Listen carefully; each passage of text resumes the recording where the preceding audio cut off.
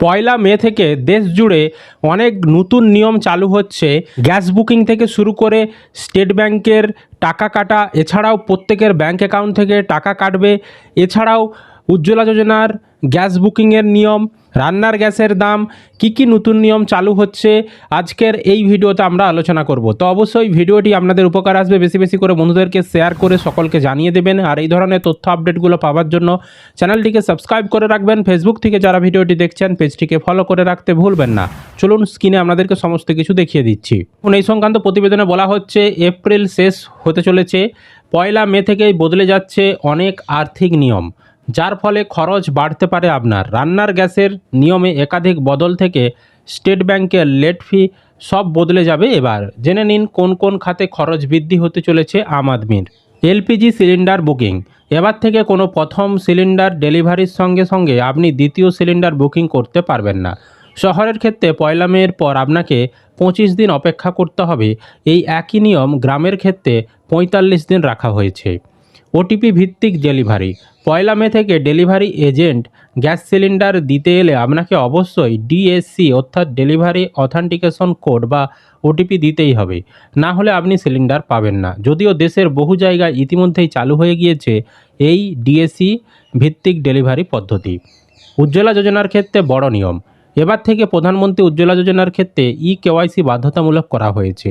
আধার ভিত্তিক কেওয়াইসি না করালে আপনি আর এই যোজনার ভর্তুকির সুবিধা পাবেন না। অর্থাৎ যে টাকা আপনাদের ব্যাঙ্ক অ্যাকাউন্টে ভর্তুকি দেওয়া হয় উজ্জ্বলা যোজনা প্রকল্পে, সেই টাকা আপনি পাবেন না যদি আপনার আধার ভিত্তিক কেওয়াইসি না করা থাকে।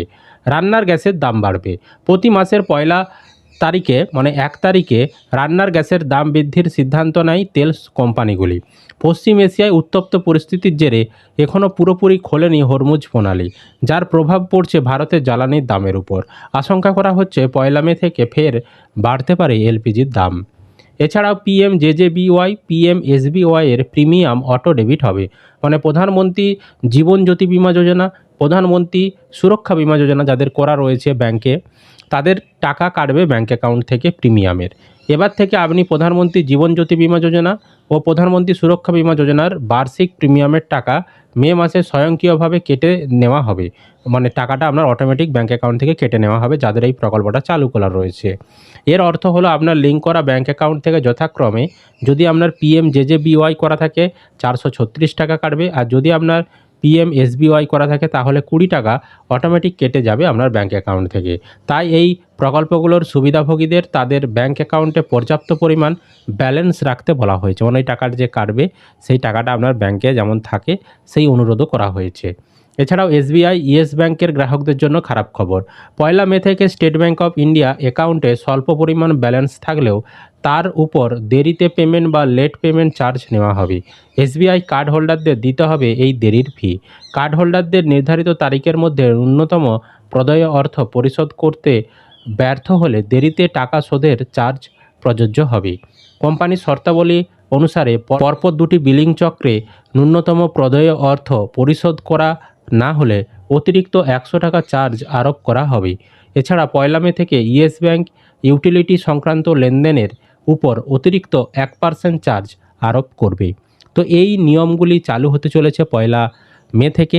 আপনাদের কোন নিয়মটি ভালো, কোন নিয়মটি খারাপ লাগলো কমেন্টে জানাবেন। সবাইকে ভিডিওটি শেয়ার করে সকলকে জানিয়ে দেবেন। আর এই ধরনের আপডেট পেতে চ্যানেলটিকে সাবস্ক্রাইব করে রাখবেন। আর ফেসবুক থেকে যারা ভিডিওটি দেখছেন পেজটিকে ফলো করে রাখতে ভুলবেন না।